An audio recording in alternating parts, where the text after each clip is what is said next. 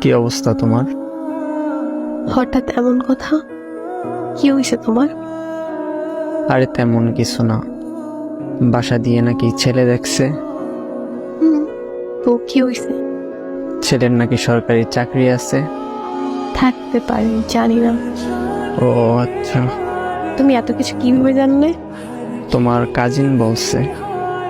ও আচ্ছা, এইসব খবর ও ভালো রাখে। তোমার পরিবার তো মনে হয় রাজি। কি করবে এখন? আমাদের সম্পর্ক কি এখানেই সমাপ্তি? এই শোন, বিয়ে আমি করব, আমার পরিবার না। আর তোর এত কিছু কে ভাবতে বলছে? তোর সামনে পরীক্ষা, তুই পড়াশোনায় মনোযোগ দে। আমি তোর ছিলাম, তোর আছি, তোরই থাকবো। তুই পরীক্ষাটা দে আগে, তারপর হাত ধরে নতুন জীবন শুরু করব।